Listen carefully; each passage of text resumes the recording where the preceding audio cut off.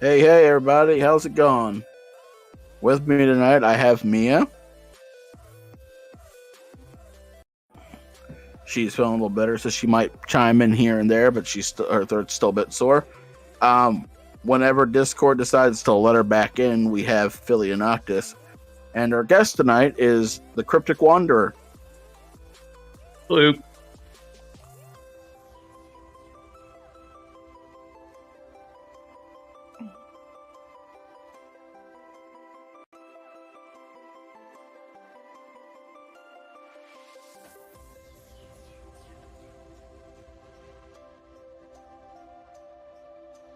Cryptic, can you hear me? Yeah. Trying to figure out how to mute YouTube. I don't know if I can. That's fine. Yeah, I just tagged her in case you didn't realize. As long as I can still read the live chat, we're good.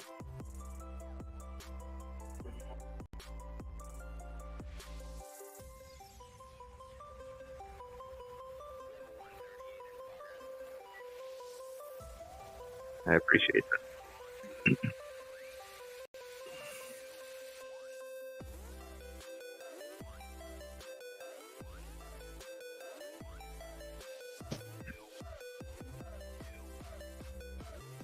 I actually have the bad habit of paying the people I narrate, so, you know.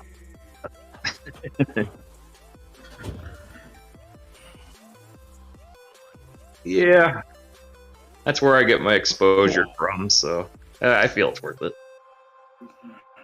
Well, as one of the people that you do, I can say that it's greatly appreciated and it really helped me out. So, I at least I thank you for your kindness.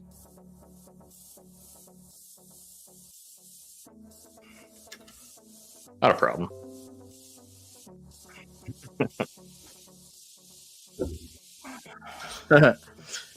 Welcome back, Filia. Thank you. So, Cryptic, why don't you, I know Mia gave you a bit of an introduction, but for the people in the chat who don't know you, why don't you introduce yourself and tell the people what you do? Yeah, my name's Cryptic Wander. I've always loved horror and writing, but it was only probably about 2 years ago that I started seriously writing, and that's kind of what I do. I have a series, the Red Hill Brothers, that I kind of go back to here and there in between my one-shots, and yeah, that's kind of it.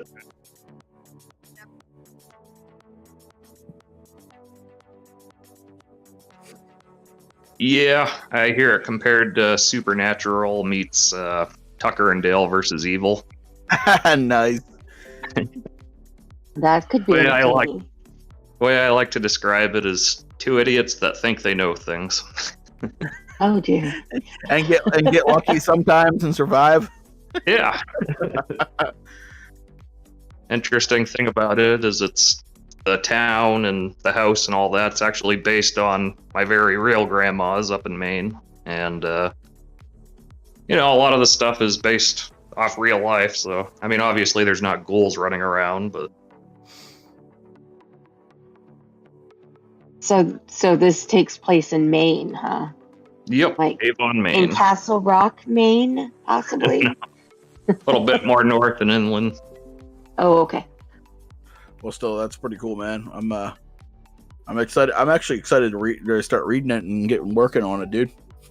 Yeah, I mean, the things you've narrated for me so far have come out, perfect. So I'm pretty excited myself. It's gonna probably take me a while because each part I'm actually gonna try to add sounds and I'm gonna read over it a few times and I'm probably try to get some voice actors for it. So I'm gonna try to make it a pretty good series film. Yeah, make it a pretty good series on the channel. Oh, that'll be good. Yeah, I gotta see what voices I'm gonna need. I'm not exactly sure right yet, and I know apparently I'm gonna need another male voice because he said brothers. Yep.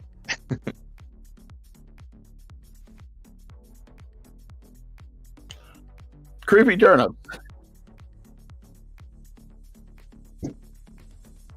I don't know. Well, onions is actually someone else's thing. So I thought, oh shit, I got to change that. We're her creepy turnip. She wants us to get all Creepy turned up. turnips. And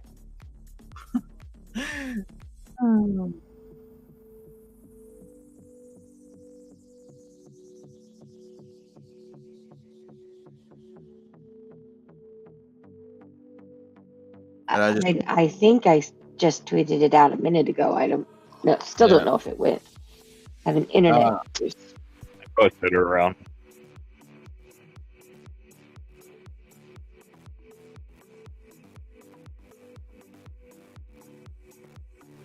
And Oh no.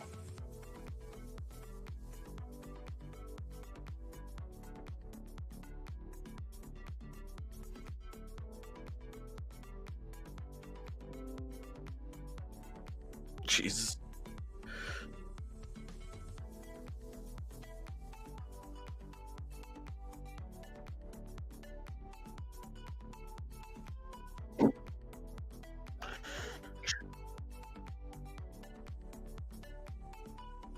Community in which narrate. YouTube hates horror.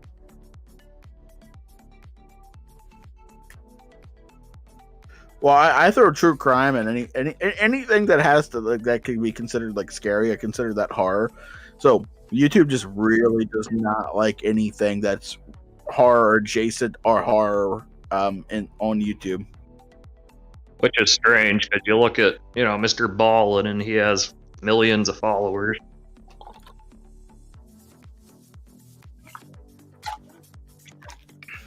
He's balling.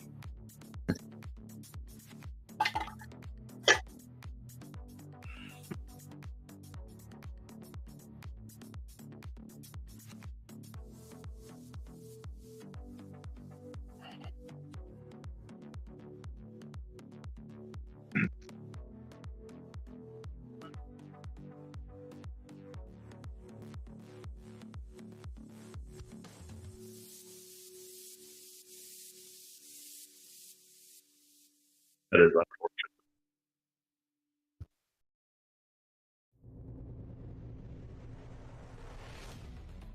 Oh dear.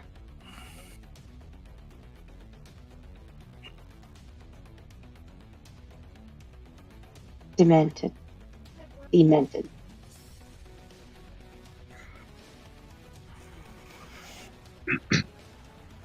Demented D.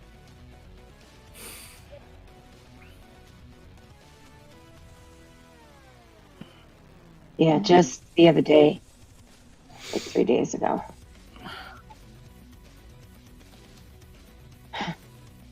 We're not that lucky. But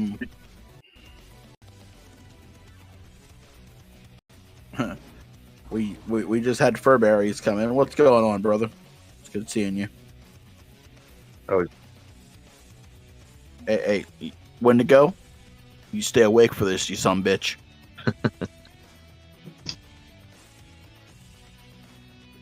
He's infinitely crazy. Hello, creepy crown girl. Whatever Filia just said, she was cutting in and out hardcore. And we got CCG, ACC. I think that might be it.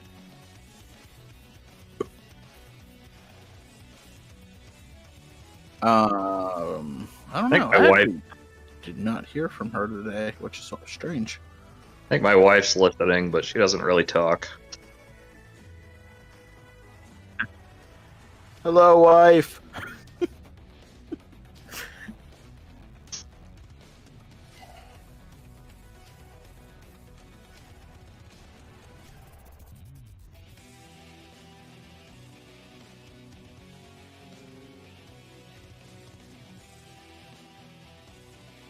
Oh, that's too bad.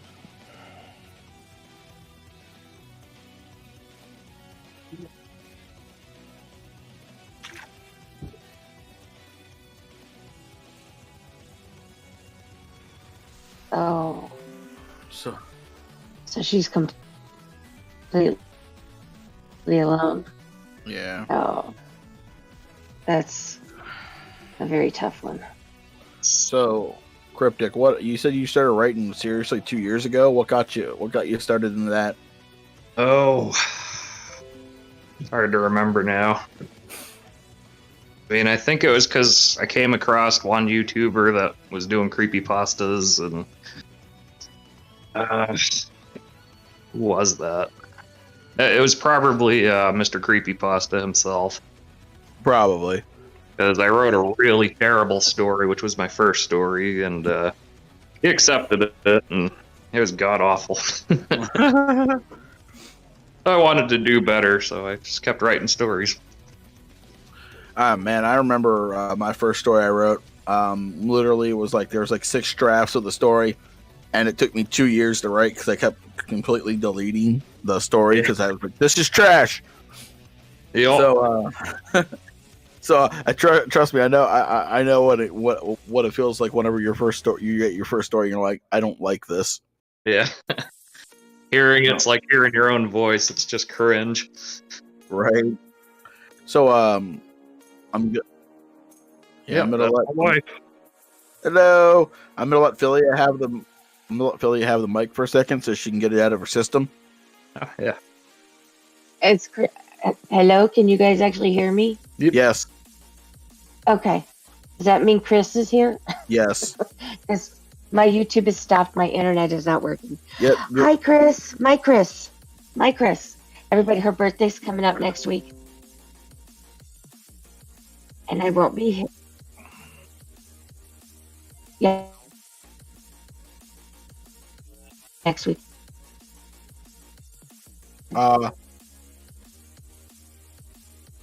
I don't want to get false hopes up, but you'll miss it if you're not here. You're gonna miss a good interview. Oh.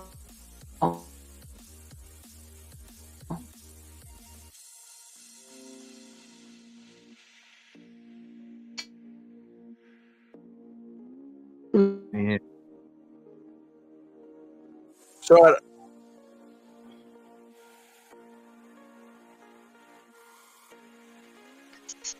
Oh.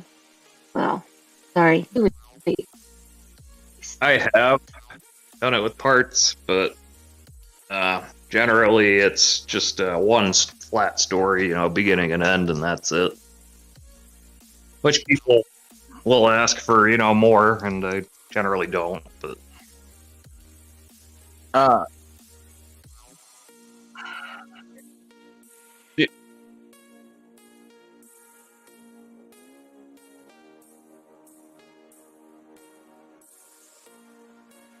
Well, I mean, with any story, there's generally more that you could do, but I try to write them with the intent of having it all there in one go. I do know there's a few of my stories where because I'm like you, I generally write one-offs, but I know there's a few of my stories that I'm like, I really kind of want to go back and revisit that, and make a part 2. Do you have any of those? Yeah, there's one that I wrote called Hermit's Valley, and I wrote that with the intention of there being a part 2, but I just never got around to it. I know I'm gonna get around to it eventually. It's probably gonna be one of the next stories I write, but I don't know if you've listened to old friends on my channel, but that story is intended to be a 3-part series, if not more. Oh, no, I haven't. I'll check that out. So talking about stories that do you minus your book, the book that you're writing, if that is your favorite, but out of all the stories you're writing, do you have like a personal favorite? Oh, yeah, it's probably Red Hill. That's kind of my baby. I mean, all my stories have a personal touch, but my grandma's really was a magical place growing up, A real big part of me.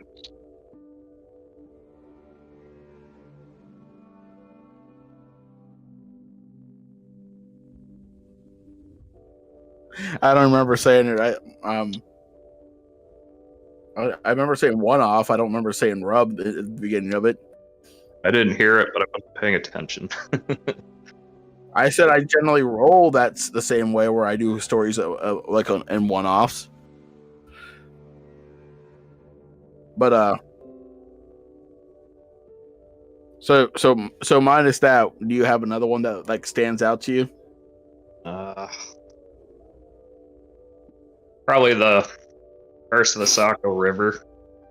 Ah, nice. Yeah. That was a good one. I really like that one. That was like probably my truest story. Yeah, after I was done reading that, and you told me that like that shit actually happened. I'm like, that is absolutely fucking nuts. Yeah, I mean, it's probably one of the biggest triggers for my sleep paralysis. I mean, that was a lot to take in when I was that young.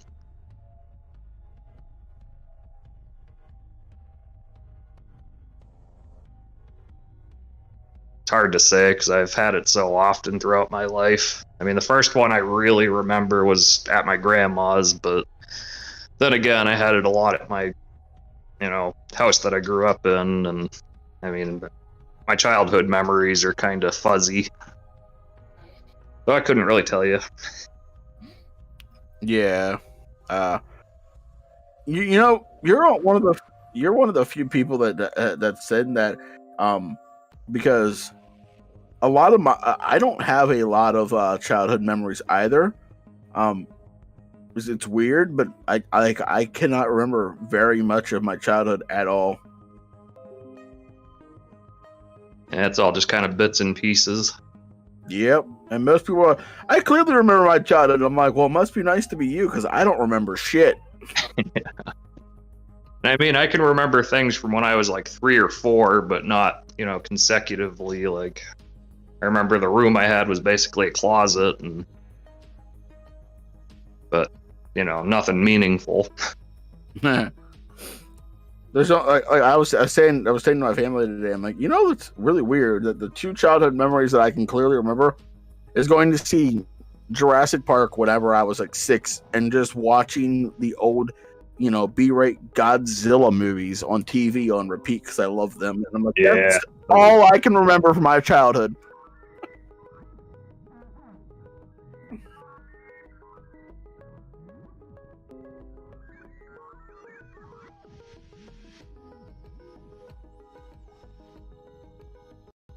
So, you working on anything new right now, man?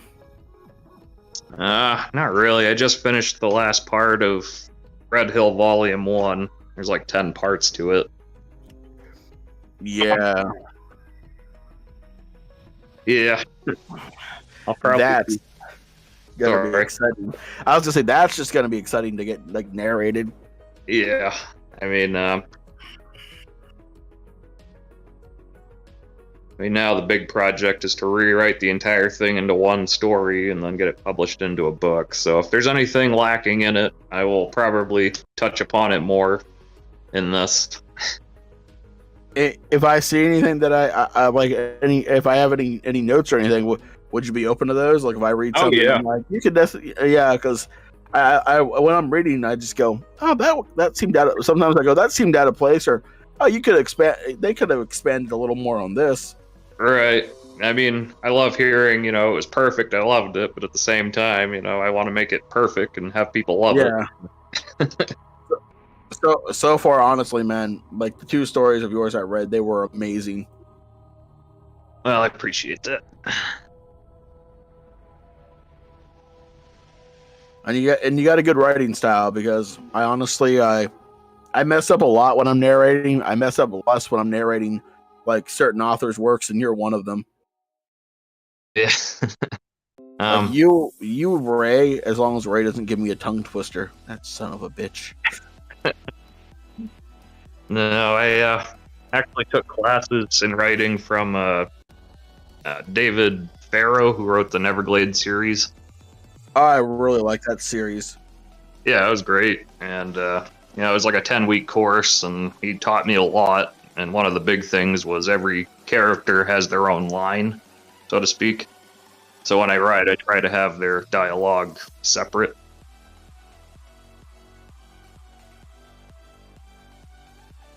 Paragraph. Yeah.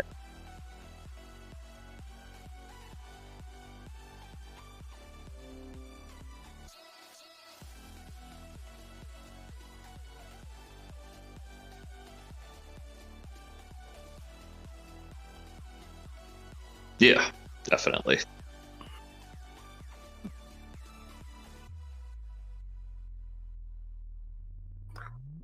I Yeah. don't know. I don't know. There's sometimes where I like when they give them names because, especially if they end up being like the antagonist of the series, because then you just only have the cook. Like that's like their moniker, and it sometimes, Well, you especially if they're the antagonist, it adds that air of mystery, and I like it.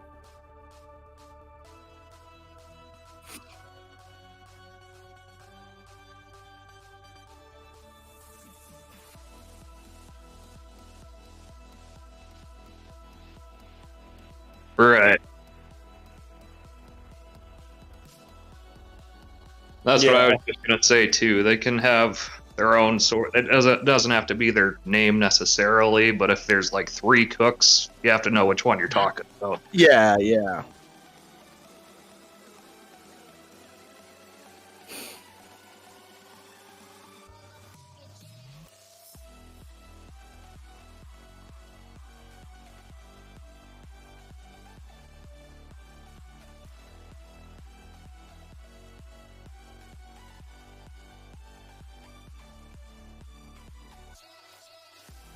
Yeah. Yep. Dun dun dun. Oh, yeah. Nice. Well, I generally like to write to please, and people suggesting stories for me is one of my pleasures. I like to write for people.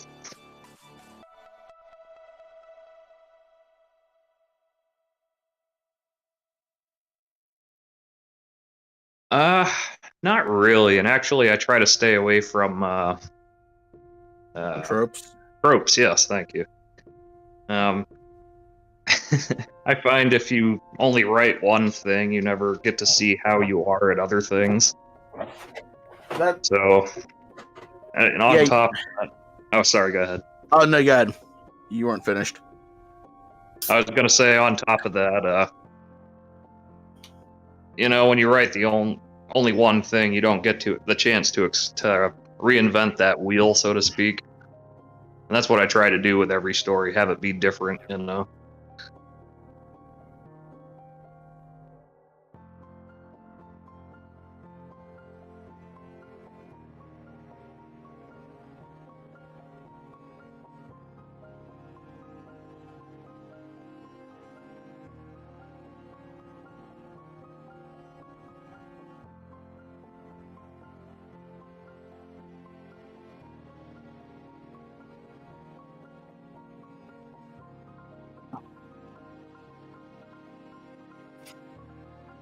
Yeah, no, that's a great thing to do.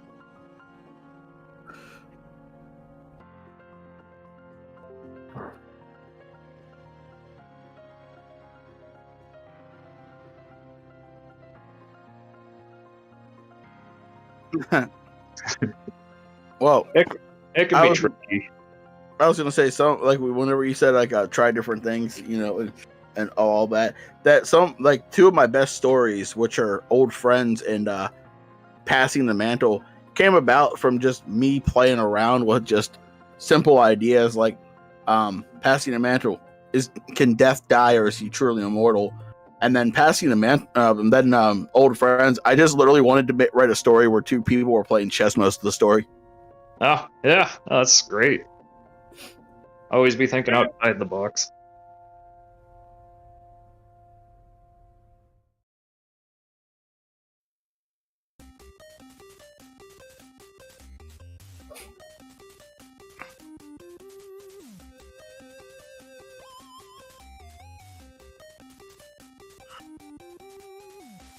Yeah, and Sometimes, to touch upon what you were saying with getting information from another character. That's a great way to do it because you don't really want to tell people something is. You want to sprinkle it in. Like the hallway is eerie. Well, why was it eerie? You know what I mean? You should be able to describe that. Right.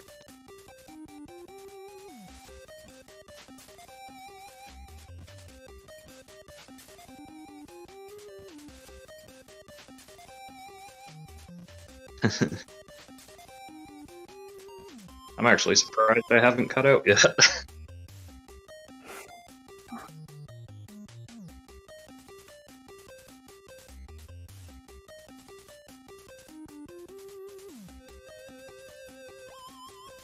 I think she was actually just saying that Filia was buffering.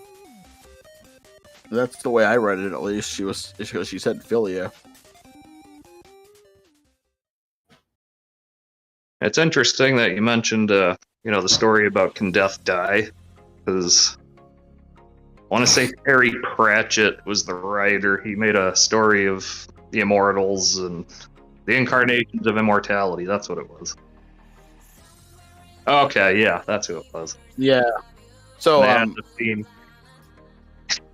so my passing the mantle, it was literally just a story of death bringing a new soul into his realm, and essentially training him, and to give him the for him to become death. And at the end of the story, he gave him the scythe, and death, like the old death, is actually goes and finally gets to rest, and he's erected into a new monolith. So the kid just takes the mantle as the new death. So technically, death never dies, but just because they're the death doesn't mean they're the original death. Right.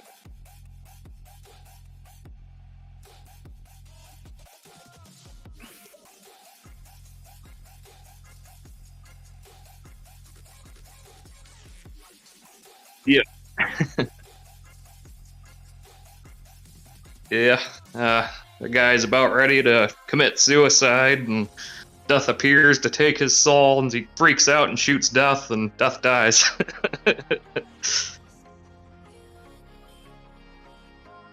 And he ends up becoming the new Death.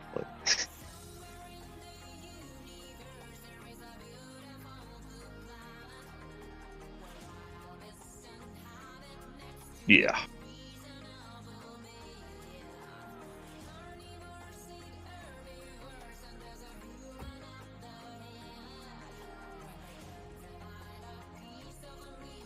Yeah.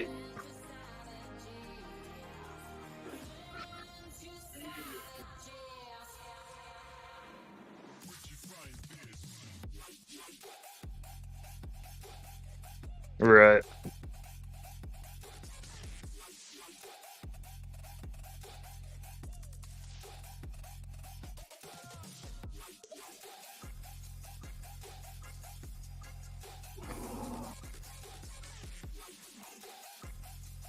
Yeah.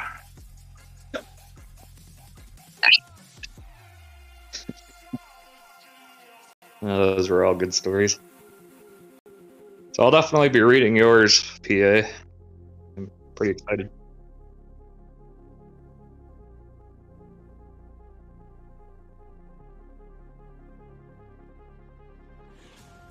Oh yeah. Yeah. I mean, obviously the class helped, but I've always enjoyed writing, and in order to be a better writer, I kind of read like a writer. I don't know if that makes sense, but yeah.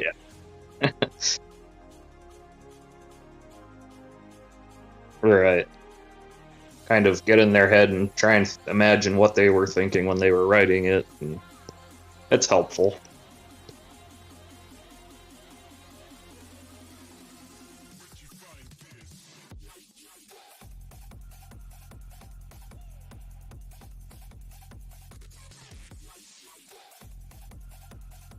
Right. It's almost like having a teacher.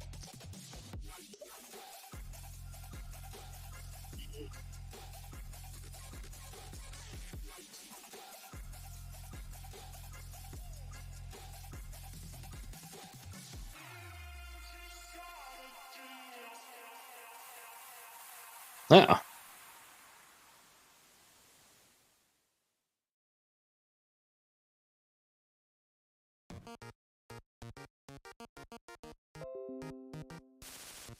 Okay.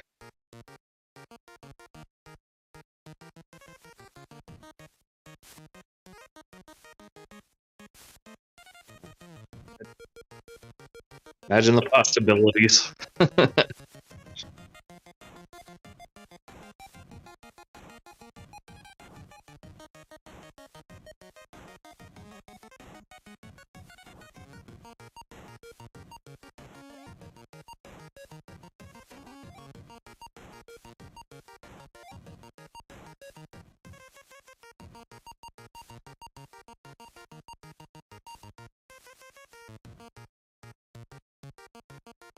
That's really weird. So you guys can't hear us?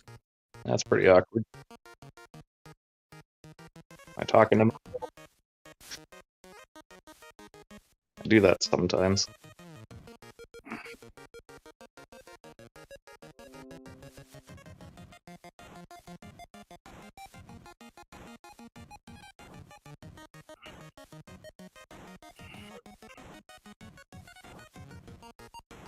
Well, apparently they can hear me. So can you guys hear me at all? Let me know.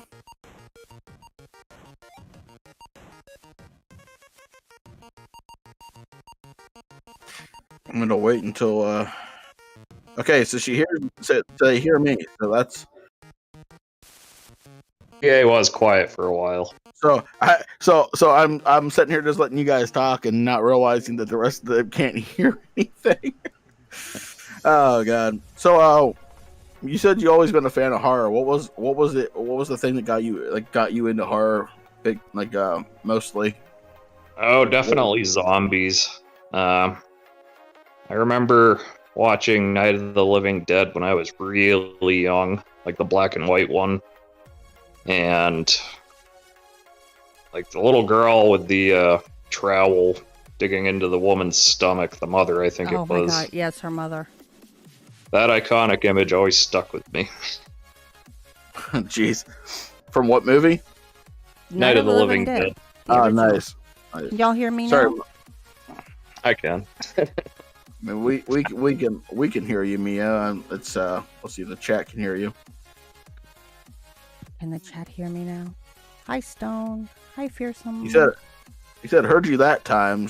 So well, that was before I said something. Okay, you're hearing me now. Okay, I think I fixed it.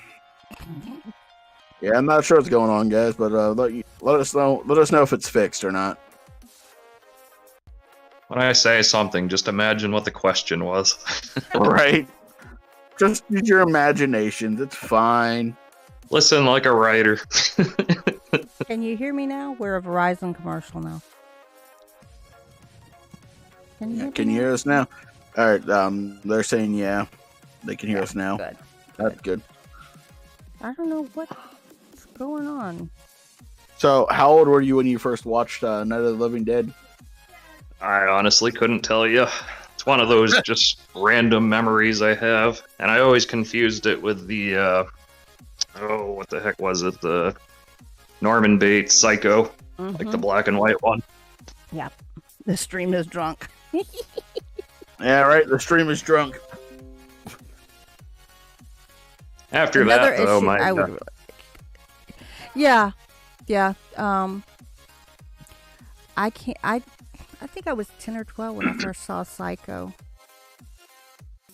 I wasn't supposed to see it though. My mom was upset when she found out I saw it. She says that movie is too too grown up for you. And I'm like,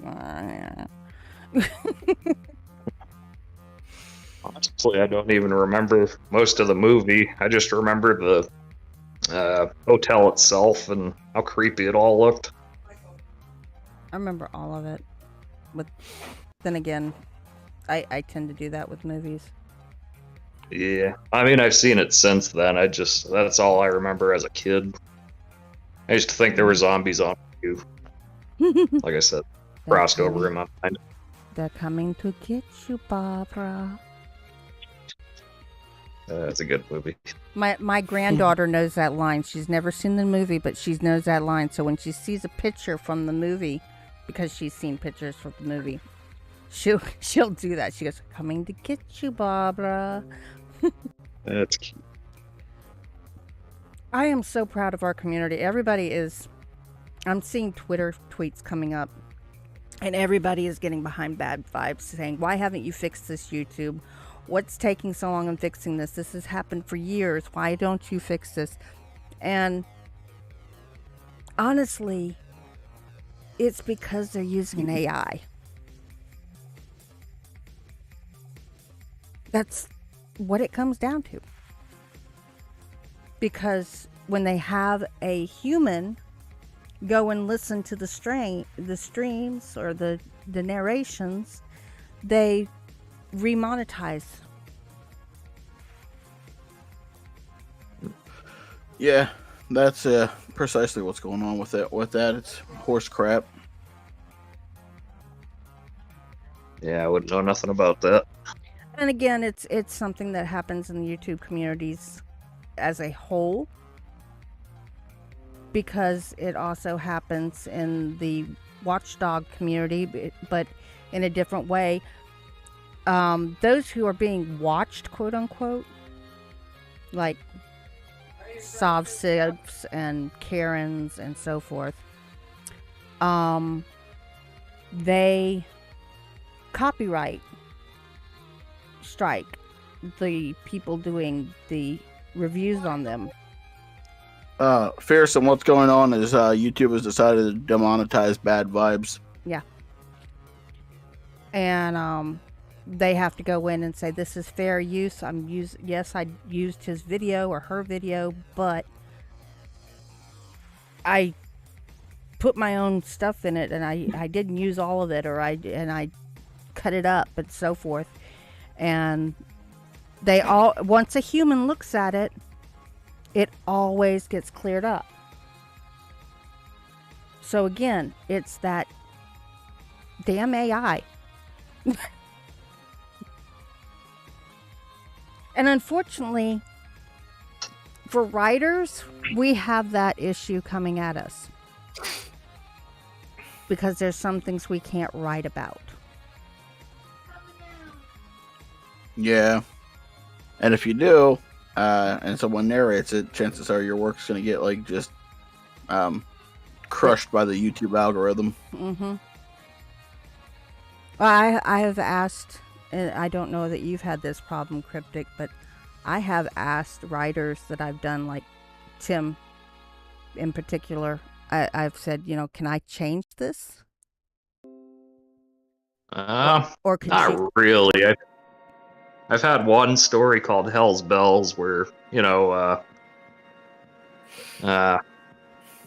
forced things happen as part of the story. That was one and, yeah, somebody changed that when they narrated it. One of my... And another person also didn't, so it...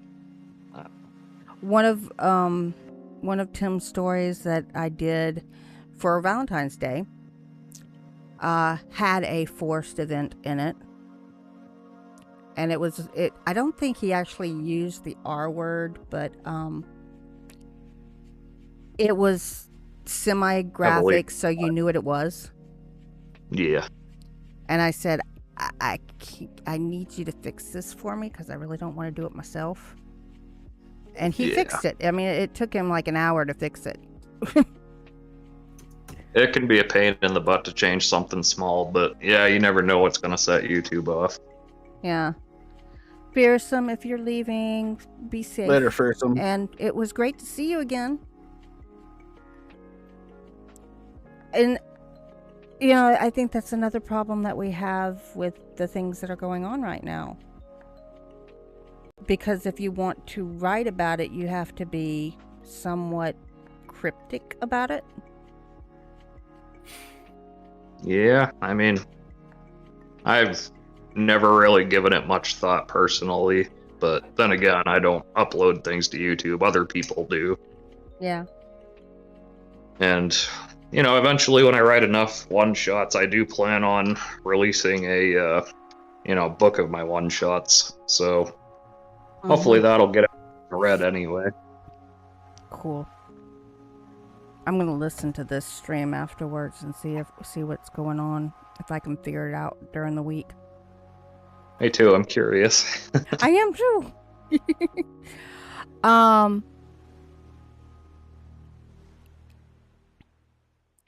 Is there you said you like to write different types. What type of horror gets to you when you're watching it or reading it?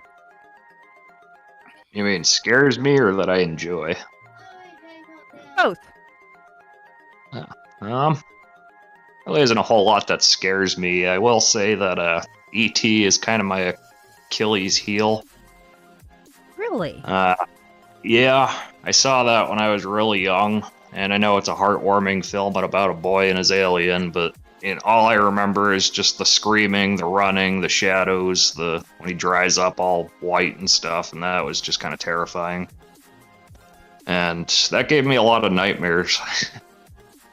And they're usually pretty bad. E.T. being a trigger. E.T. didn't scare me, but I watched it too much as a kid, and so the movie actually bores me. Yeah. I've never actually seen E.T. I read the book.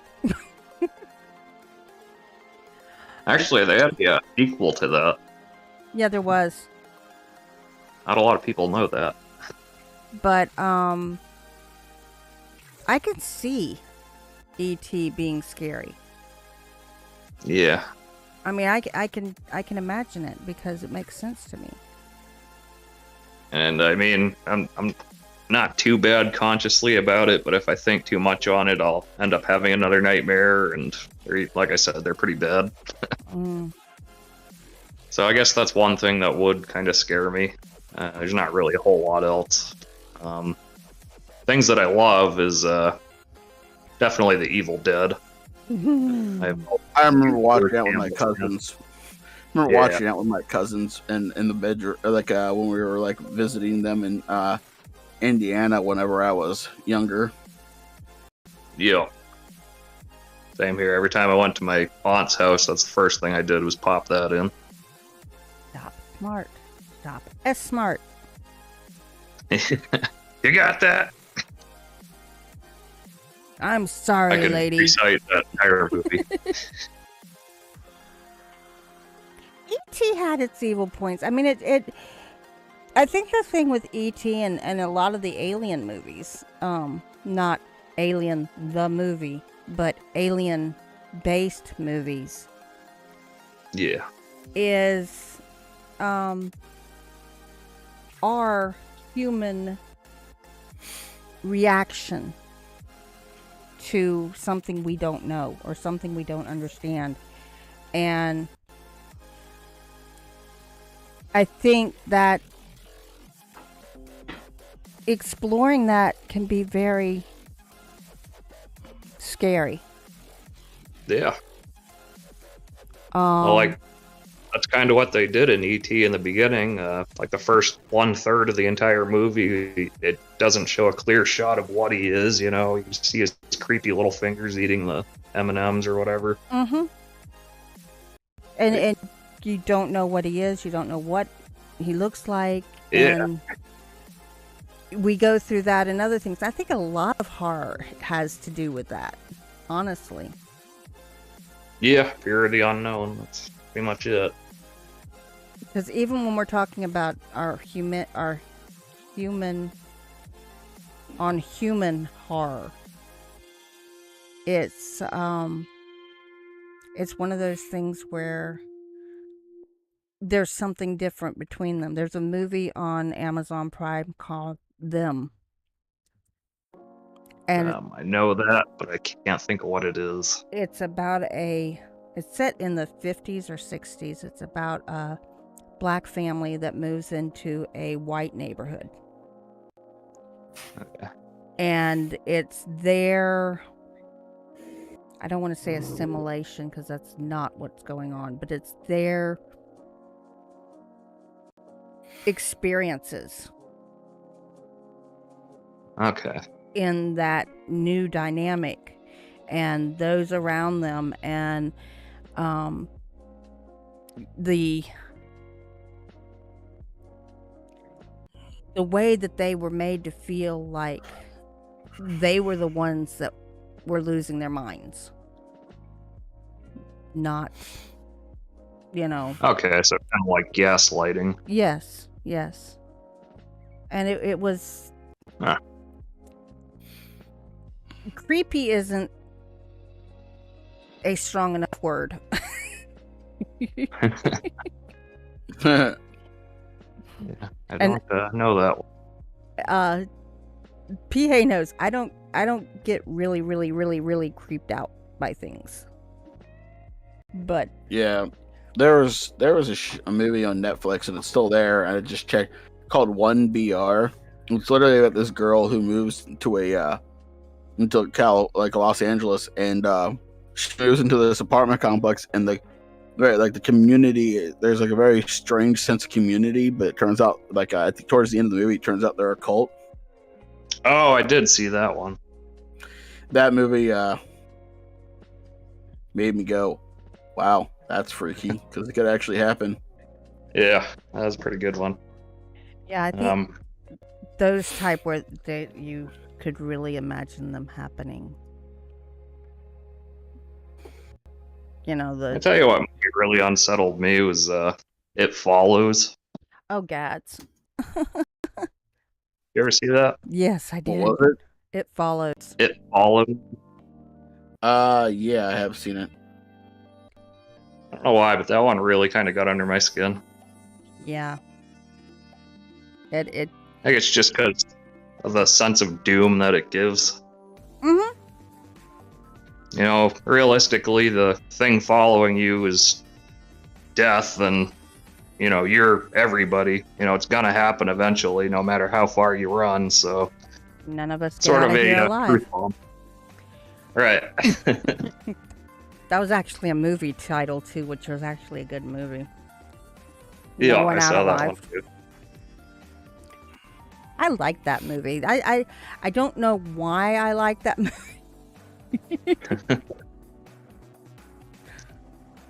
I guess it was the gangsters getting trumped by a bigger gangster or something. Yeah. And I just like to tell them no one gets out alive, because that's generally what happens in my stories. That is your stories. What are you talking? No, you've had a few characters that have gotten out alive. Well, I said generally, because, you know, for a while there, I was just writing straight up, and no one gets out alive. And then I started letting some people survive.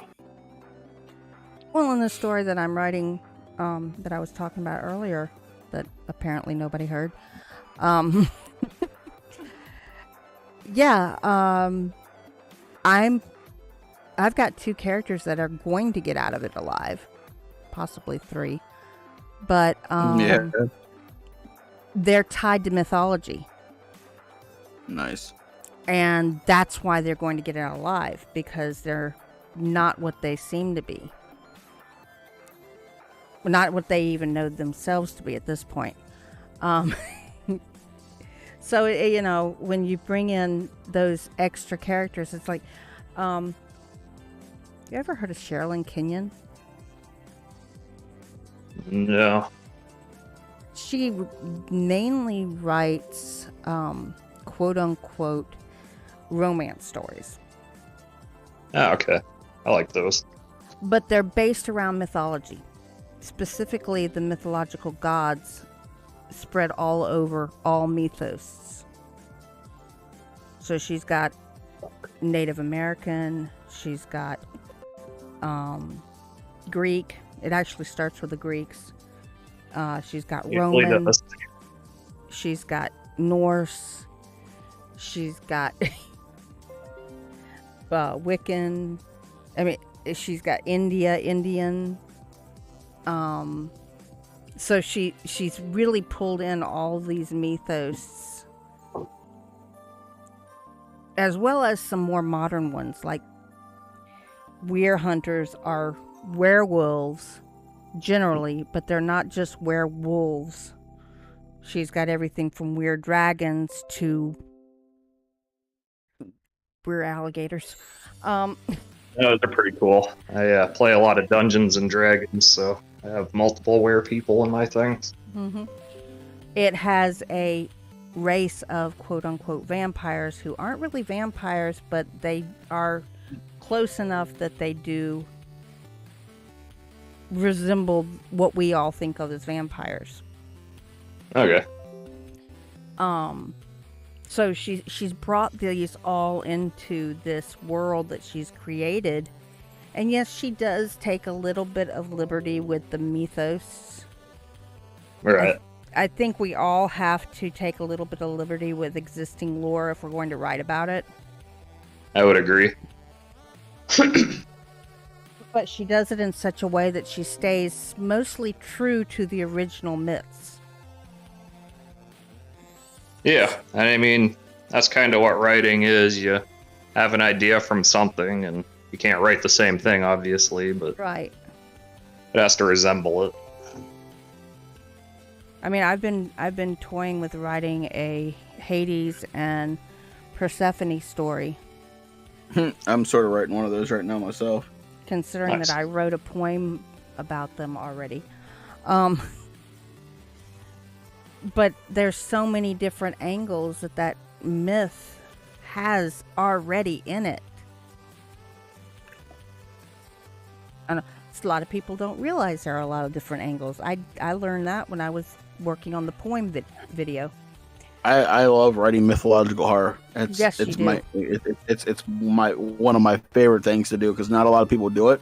So writing horror that was with mythology as its basis is just so much fun.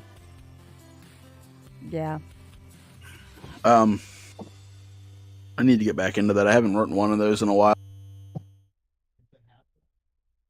I've never really tried one of those.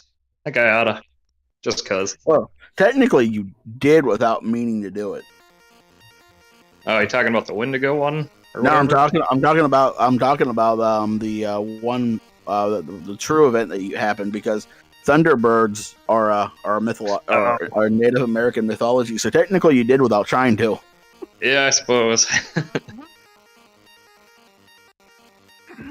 I actually have a really very, very detailed and very thought out story idea for like a really long story involving centaurs.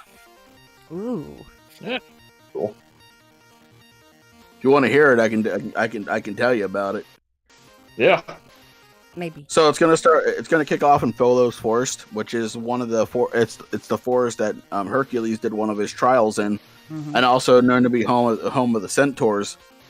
Well, a bunch of friends are going to go to this forest for one last hurrah after they graduate from high school. They're going to find this giant centaur that's been petrified. And I'm going to play with what they look like. I'm actually going to give it some horns, make it like 8 feet tall, make it weigh like 1,000 pounds. It's just going to be a gnarly monster. And one of them's going to cut themselves on it. And as they walk away, it's going to slowly reanimate, and it's going to hunt. It's going to hunt them by their blood, much like a Komodo dragon hunts its prey. Okay. And then it's going to, once it catches up to them, it's going to kill them one by one, taking what organs it needs from them, like the Jeepers Creepers monster. But because like the upper half is like is like rotting and decayed, because like the human half is not the magic half, the horse half is. So as he then takes the organs, he's going to like regenerate his upper half. And you're going to come towards the end of the story, you're going to come to find out that the reason he can hunt them by their blood and he can regenerate is because this group of people were descended from like great descendants from the actual Greek gods themselves. Okay. Oh, cool. That does sound cool. Yeah, and I've always wanted to write it, but I've always been worried I'm going to fuck it up, so I have never started it. It kind of worries me that you're giving horse creatures horns, but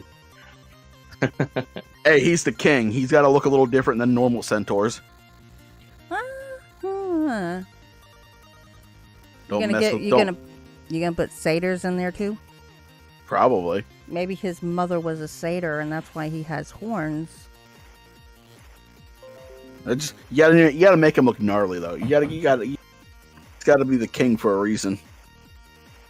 And like an 8 or 9 feet tall centaur is already scary enough, but if you give him two objects where he can penetrate you with, like, and pin you to a tree with his antlers, you know, he's that much scarier. It's not just 2. And then but you know, Now me, you guys actually reminded me of a story I have in my graveyard of stories that I need to write. Originally, the idea was from the song Iron Man, but Ooh. damn. basically it's... I can't even do the beat because it's probably copyrighted to hell and back. I'm sure. But basically, my idea was, grandfather telling his great-grandchildren about, the stone golem that used to give stuff to the people of the village until it went nuts because they all had everything they wanted but didn't want to, give anything back to him, so he ended up destroying the village. So that's kind of like a golem in mind, I guess. I haven't really figured it out, and that's why it's in the story graveyard, but yeah.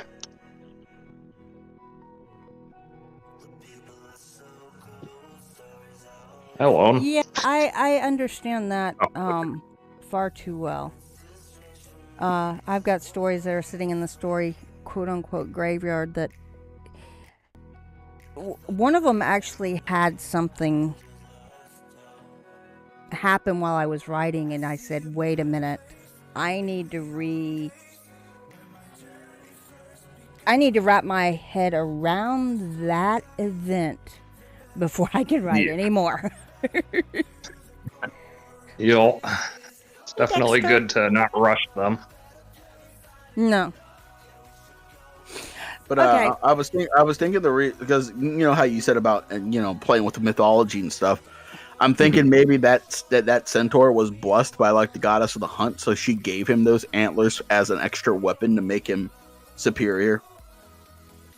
Yeah. Sounds like something Artemis would do.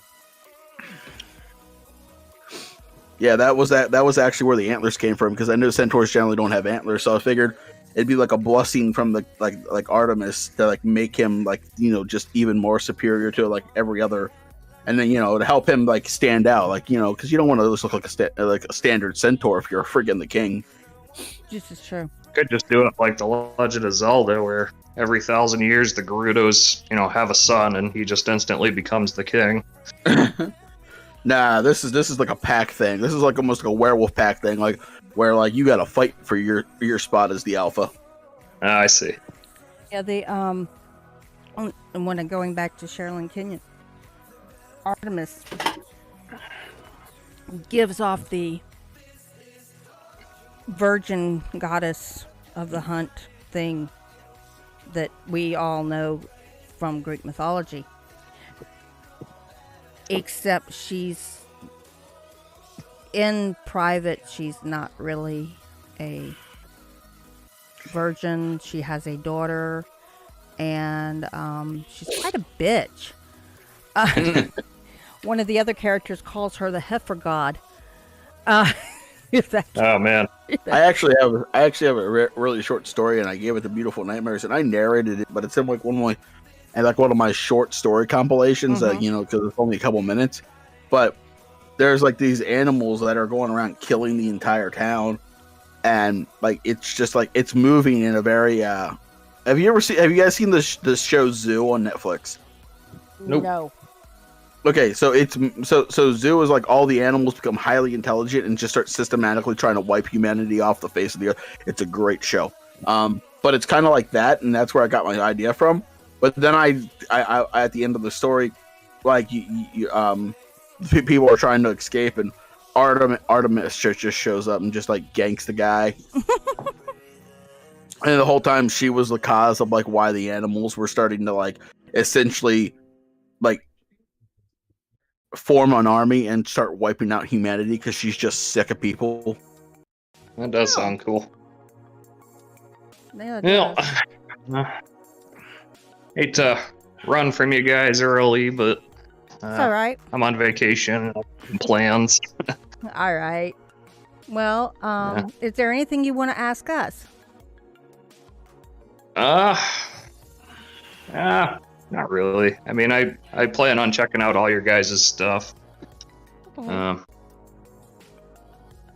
gonna actually, while I'm thinking about it, I'm going to go over to my channel real quick, and I'm gonna put the 2 stories that I did of yours in a playlist on my thing for people to be able to watch. So if you guys were interested and want to go check out 2 awesome stories, you guys should check out the 2 stories that I've done from Cryptic, because he never disappoints when it comes to a story. And you can also go over to his YouTube channel and listen to other narrators as well. If you guys want a story written, don't hesitate to ask. And if you 3 want to send me anything of yours that you think I should listen to or read, don't hesitate. All right. I'm gonna have to send you a story idea once I get it fleshed out. But I'm just thinking, since we were talking about cornfields and how they freaked me out as a kid, like if you could write a good story revolving around a cornfield, that'd be and there's a lot of mythology around cornfields that you could play with too. Yeah, I mean, it's going to be hard to write something different, but I'll figure it out. I like a challenge. I took the veneer, which is a harvest god, which generally aren't violent but haven't been known to do human sacrifice, and I made it where like this town has to offer it up to like 2 children every year to like keep their crops from going not growing. So I was like, I played with the less traveled version of the veneer. That's good. All right. I'll figure something out. So thank you for coming. Yeah, it was fun, man. Now, PA, you didn't ask your question, and this is your last chance. So I have 2 questions for you. They're very quick questions. They're like literally like sure. 1-word answers. Well, one requires more. Rohan or Gondor? I'm gonna say Rohan. I'm my man. And then the other one is, if alligators and crocodiles could fly, how would humanity fare? Probably pretty good. They don't do a whole lot. I mean, you see how fast they are. I don't see them being very good direction-wise. Oh, I'm thinking right. I'm thinking that this is like a slow evolution, and that they've already acclimated to their new abilities. Oh, okay. Well, when you put it that way, it'd probably be pretty scary. And I always say, I'm like, that's just one step. That's just one genetic mutation away from having dragons to be able to breathe fire. We're all screwed. Yeah, that'd be terrible. The Fire, great movie. Oh, yes, it was. All right. But all right, Cryptic. We're gonna have you back on whenever you actually get your book all published and everything. Oh yeah, we'll have to do a probably be a bit promotional stream. I look forward to it. Yeah. Awesome. Well, thanks, guys. You guys have a good night. You too, brother. It was You good too. talking to you. Thanks. See you later. Be Later, man. safe. And that was great. I really enjoyed talking to him, although I feel like I talked too much. Oh no, you're good. I was just enjoying listening to you guys talk. So if I whenever I had something to actually interject, I interjected. So it was good. It was good. Okay. I did put. I will bring this up now since we're not interviewing anymore. I did put a tweet up for a friend of mine who just had surgery on his back. And he's got a GoFundMe out there. If you guys could, help him, please do. But that's, if you guys, can help, and that goes for anything that we'd put out there like that.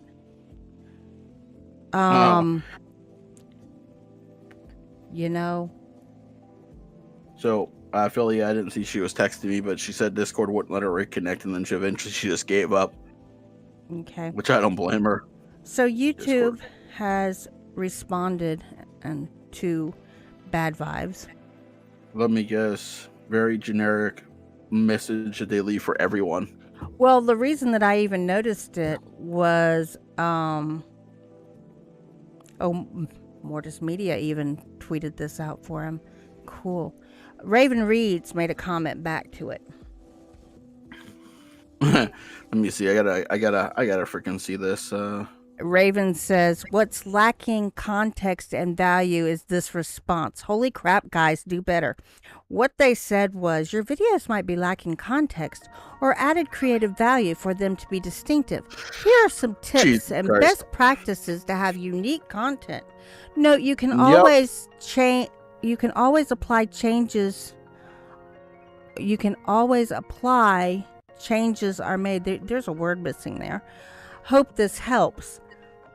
Yeah, Raven's got it. What's lacking context and value is that response.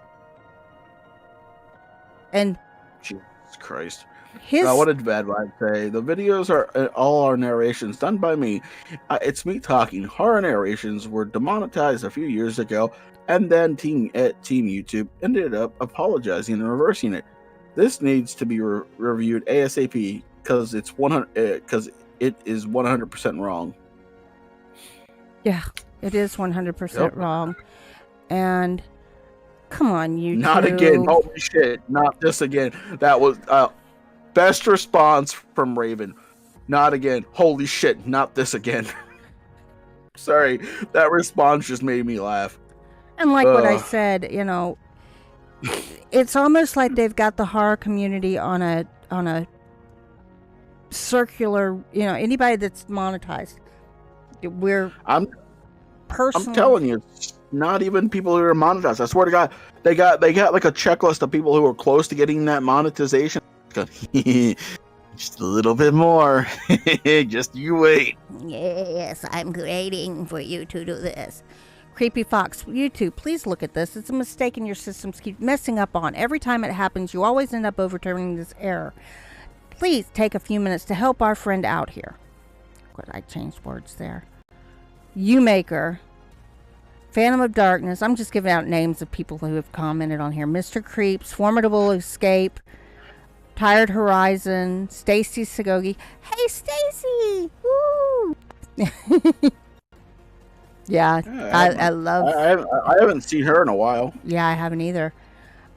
Joker's Feminine Side. I might have to check that one out. It's Lizard's Queen, by the way. I love Liz. She's awesome. She's amazing.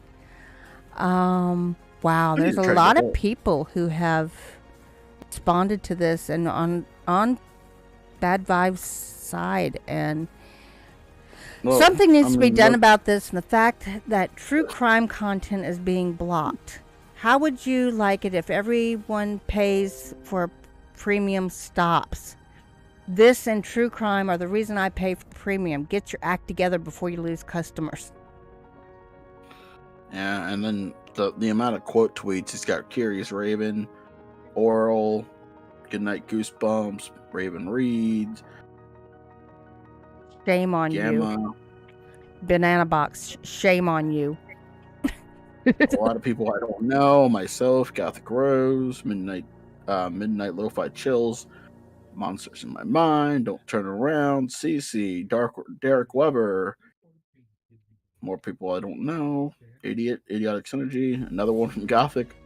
Outcast 42, like just the list keeps going on. Somber Reads, like I Swamp said, Dweller. This community we pull behind each other, guys, and this is what's wonderful about us. It's well, look, we do horror, but we're a fun-loving bunch, and we don't like it when you fuck with one of our own. No, and we are a family. We have our problems. We have our issues. We have our bad actors. But we are a community, and we are a family. And I think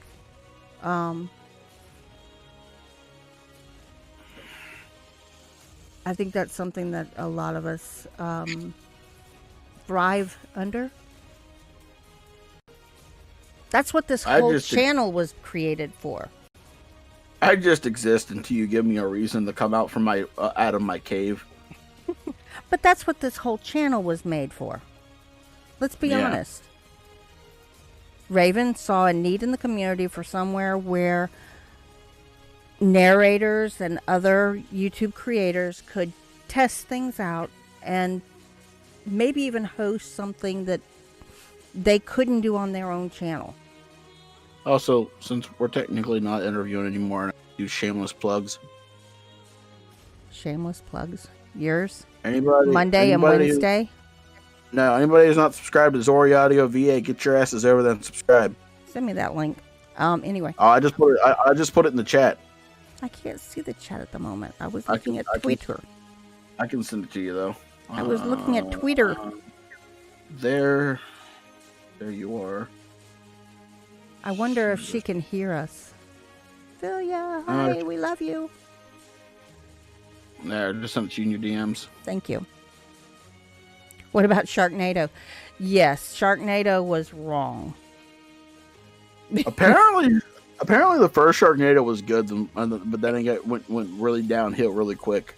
I don't know. I've never seen any of them, and I refuse to watch them. But the first one wasn't really that bad. But I'll be real. If they put them on Netflix, I'll fucking watch them. But they really did go down really, really fast. Like that's real talk right there. If they put Sharknado, like all the Sharknadoes on Netflix, I would watch them. But I'm not going to like pay for them. Well, if you've got Amazon Prime, they're linked on Amazon Prime, I think. Are they? Well, then I might watch them just for shits and giggles. That's where I saw Shark Octopus and the Mega Shark versus Croctosaurus. Well, thank you, Infinite Psychosis, for already subbing to Zori. She's nobility and she's my series regular on my channel. I asked her if I ever need a female voice, if she would lend her voice, and she said yes. So she's a regular on my channel now. We'll be off in just a few minutes. Yep. Yeah, I will sub to her and I'll listen to her. She doesn't do horror. She actually does like role playing, like ASMR. Yeah, pretty much. Like her last, I haven't listened to her video that she dropped today, but she did like a Valentine's Day video, so I'm gonna check that out at some point. I support my Zori. So you've got Monday and Wednesday, right?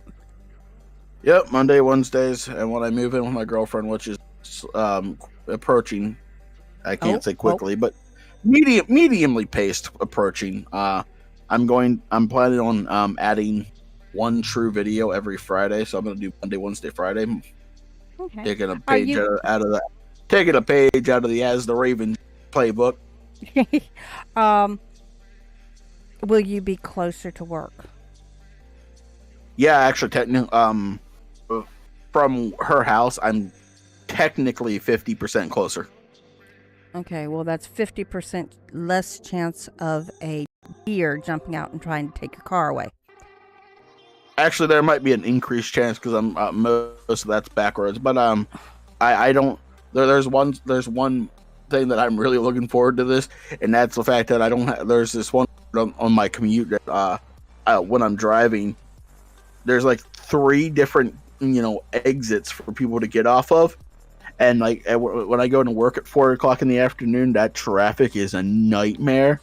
I won't have the way I go to get to work from her house. I don't have to go through that area. So, right. Thank Christ for that. I did have, I guess, a thought. Maybe it's not really a thought, but I did have a something. Epiphany, maybe?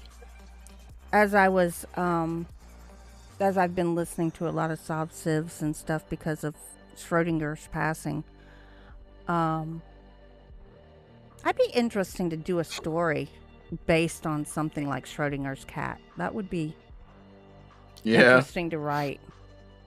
That would be. That's an interesting thought experiment. Is the cat dead or alive, even though you can't see it? I am currently writing a story. It's called Locked Door, and I had a dream after I got my watch. My smartwatch. I realized that I could record myself sleeping, and it would tell me whenever I was snoring. It would record me. Well, I had this dream where, like, as this guy was sleeping, after he got his watch, when he started snoring, he would like a little bit later, he would hear like this door creak open. And so freaked out, he went and, he made sure like the next night his door was locked. And then the next night, like it happened again and he went and got a deadbolt. And then it happened again and you find out that he has like a secret passage, like another entrance to his bedroom in his room. And there's like someone just living in his house. And it came from just that dream where me having this watch, and I'm just like, oh. And so I'm like, I'm going to write a short I'm just gonna write a short story, probably no longer than 10 minutes on this on this. I just got done with the intro, and it's at 1,200 words. Wow. And I'm like, that was a lot of build up. Innocence Unknown has a community strike, I guess it is, against his channel. They're considering his face nudity. I'm gonna have to dig into that. I'm gonna have to dig into that. It's on Twitter, and find out what's going on. Infinite Psychosis. Sleeping Wendigo had something similar happen to where he didn't get a strike, but like they removed his 4th of July video for like nudity and stuff, and it was just his face, and he appealed it, but like they made it age restricted and stuff, and I'm just like, that's stupid. I would appeal that. You get more than one appeal. Okay, I didn't know that until recently, but you do get more than one appeal. Another thing I learned from Schrodinger. And I don't understand YouTube's algorithm. Yes, it has to learn things and everything, but they need to have a human watching it, if that is the right word. Thank you, Christine. Christine just retweeted my tweet for bad vibes. I think I'm going to be opening my Mina reads with the U.S. Constitution, because reasons. But it seems to me that a lot of people think they know what the Constitution says, but don't really know what it says. Right. If that makes sense. Yeah. And I think that's something that we need to have out there. You know? Infinite Psychosis, your stuff is cute and cuddly, and it is very adorable, but I'm weird, so it's so cuddly and adorable. Yeah. Just like your little icon avatar. Yeah. But like we said, that's where the Nevermore Collective, that's where the idea came from. As the Raven Dreams came up with it, and it's, wonderful. If you would like to put something up on the channel, get a hold of one of us. Let's see. Raven, as the Raven Dreams, obviously. Creepy Clown Girl, Lady Raven, or Mrs. Raven. I don't like that. Patience isn't just Mrs. Raven. I just call her Lady Raven or Patience. Midnight Bard, Seraphine, who just released a book. Point. PA 42. Any of us that you see, Beautiful Nightmare, Silver Threads, Filia, we can all help you get set up and get going, get you the permissions you need and so forth, so that you can take advantage of it as well. Now, that does not mean that you're going to take the channel trolling people or things like that. That's not kosher. This is for the community and for good things. You're already subbed to everybody on YouTube. Infinite, are you subbed to every single person on YouTube? It's Infinite. I wouldn't be surprised. This is true. Speaking of which, you might want to check your subs again, guys. Why? Because they've been doing it again. Oh yeah, they like currently my subs are going up, not down. But that was, they were going down for a while. Yeah, mine just dropped like by 20. But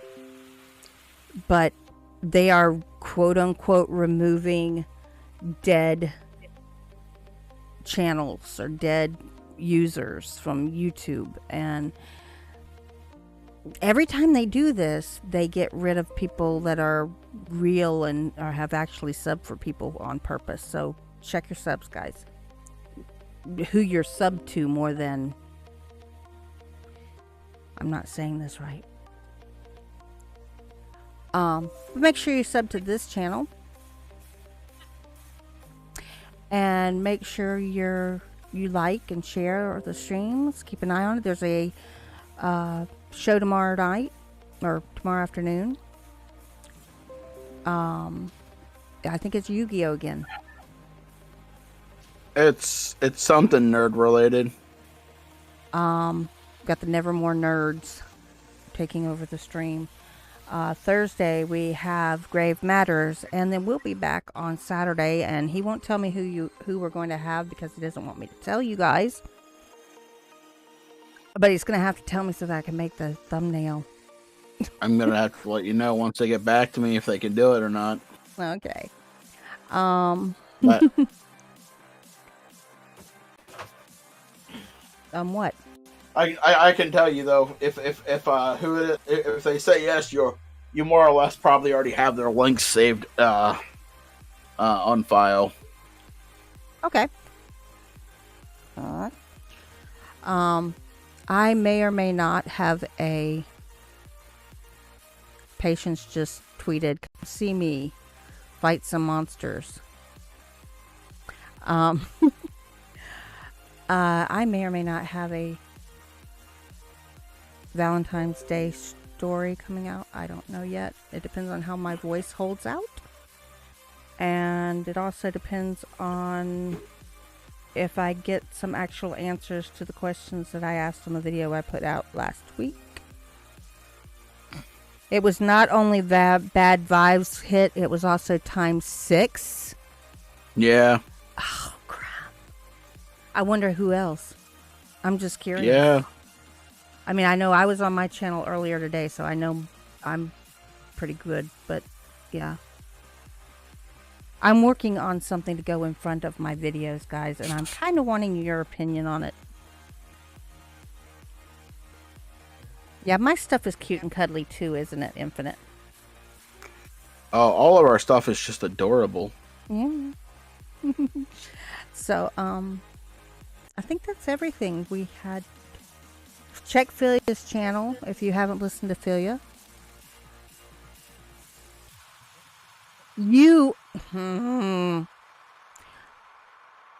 Cryptic Wonder is not a narrator either. I'm